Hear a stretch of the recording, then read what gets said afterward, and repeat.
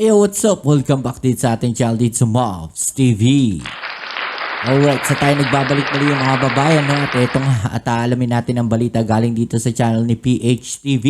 Israeli PM Netanyahu pananagutin ang Iran. Posibleng atakihin ng Iran anumang oras. Grabe, itong nangyayari na to mga kababayan dyan po sa Israel. Alamin natin ang buong detalye, no, dito sa channel ni PHTV. Kung hindi ka pa nakasubscribe, please don't forget to subscribe, like, share, at comment dyan sa channel po ni PHTV, alright? At kung ikaw ay bago pa lang dito sa ating channel, ano pang hinihintay mo? I-subscribe mo na ang ating channel at i-like mo na rin ang ating video, pati na rin ang notification bell para ma-update kayo palagi sa mga latest video uploads natin, alright? So huwag na natin patagalin, umpisahan na natin to. Let's go!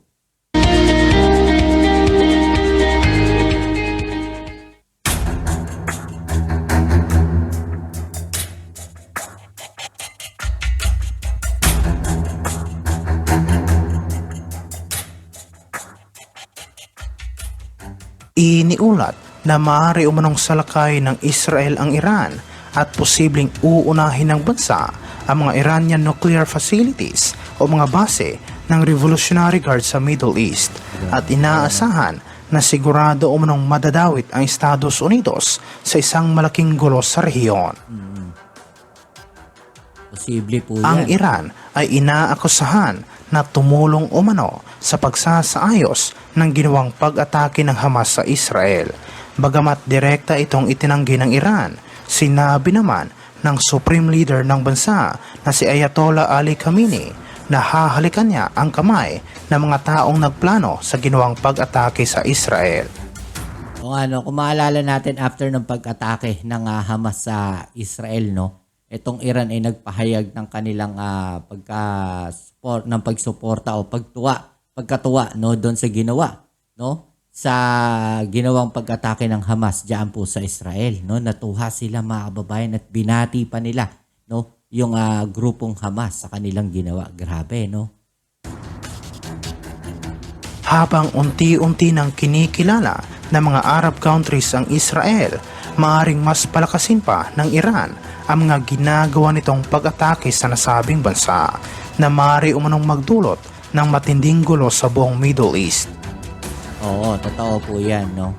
Bagamat sa pagkakataong ito ay posibleng ginamit lamang ng Iran ang Hamas upang salakayin ng Israel mula sa Gaza, ang teroristang grupo ng Hezbollah umano ang posibleng maging dahilan upang direktang maglaban ang dalawang bansa, ayon sa isang military analyst na si Professor Michael Clark. Pwede, no? Ang Hezbollah ay isang armadong organisasyon ng Islamic Revolutionary Guard, kaya't kung makikisali ito sa labanan mula sa border ng Lebanon, maaaring makita ito ng Israel na isang matinding banta at maging dahilan upang salakayin nito ang Iran. Sinabi ni Clark ng Hezbollah ay higit pa sa isang conventional na armadong puwersa kaysa sa Hamas at idinagdag niya na magiging mas malaki itong hamon para sa Israel sa mas mahabang panahon. Kasunod ng insidente sa Natanz noong 2021, ang Israel ay maaaring magdulot ng mas malaking pinsala sa mga nuclear facilities ng Iran. Ngunit mas malaki din ang posibilidad na aatakihin ito ang mga base ng Islamic Revolutionary Guard sa buong rehiyon tulad ng nasa Syria, Lebanon at Iraq. Pag nangyari yan mga kababayan, napakalaking gulo na po niyan, no? Worldwide na po ito, no? Kasi malaki na po yung magiging epekto nito, no, sa mga Muslim. Diba? Alam naman natin sa mga kapatid nating Muslim. So malaki na po yung magiging epekto nito mga kababayan. Sa kabila ng pagkakaroon ng mga nuclear weapons, inaasahang hindi ito gagamitin ng Israel laban sa Iran dahil sa malapit na proximity ng dalawang bansa sa isa't isa at mataas din ang posibilidad na makokompromiso ang ugnayan nito sa West. Kaya mas maraming madadamay.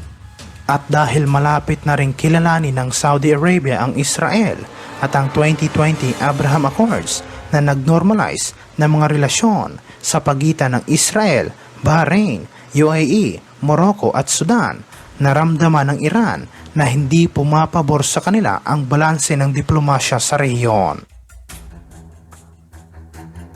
Sinabi ni Clark na nakukuha ng Iran ang impluensya nito sa buong rehiyon dahil sa pagiging anti-Israel nito. Ngunit sa dami ng mga Arab states na nakikipag-ugnayan ngayon sa administrasyon ni Benjamin Netanyahu, ang impluensya ng Iran ay patuloy na humihina.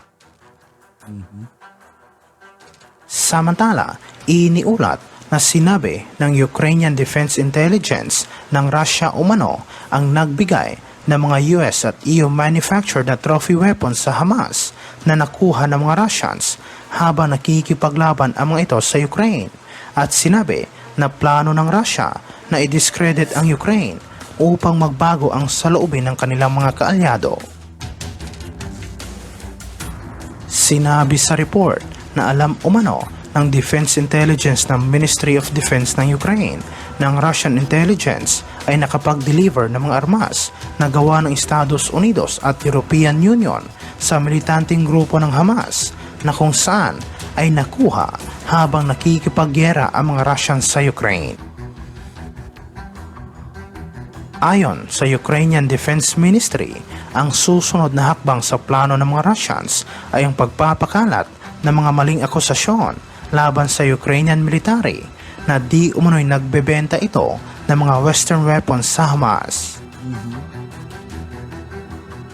Naniniwala ang Defense Intelligence ng Ukraine na layon umano ng mga Russian occupiers na magpakalat ng mga peking balita upang maging batayan para sa isang serye ng mga revelasyon at investigasyon ng mga Western media. Nadadamay pati Russia, no? Sinabi rin ng Ukrainian intelligence ng Russian Secret Service ay planong gamitin ang mga komentong ginawa ni Senior Lieutenant Ruslan Sirovyi, isang traidor mula sa Ukrainian Border Service na tumakas kamakailan sa Moscow, upang magbigay ng kredibilidad sa mga paratang.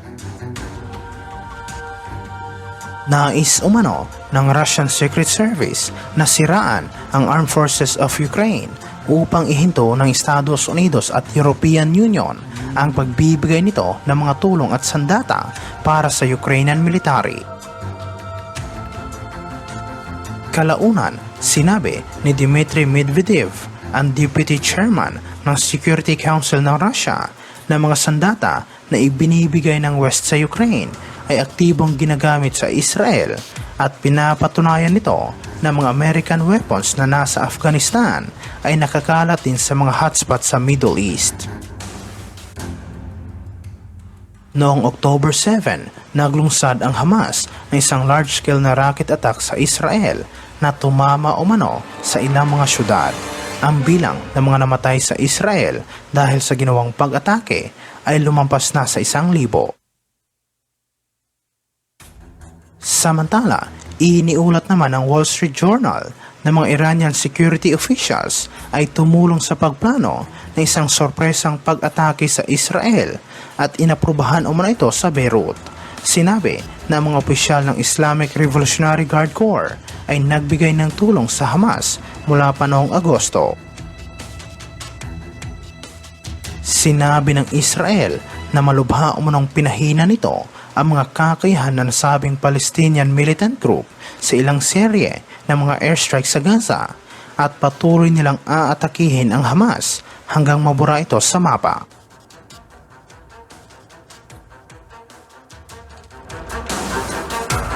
Alright, so yung mga babayan, no? So ito po yung kaguluhan dito sa Israel, no? Sa pagitan ng Israel at ng grupong Hamas, mga kababayan, ay nagiging worldwide na po, no? Yung nagiging problema at mga issue. No, makikita natin may iba't ibang bansa na, no, na nasasangkot, no? Dito sa kaguluhan na to, yung Lebanon, isa na yan. Yung Syria, di ba? Yung Egypt din.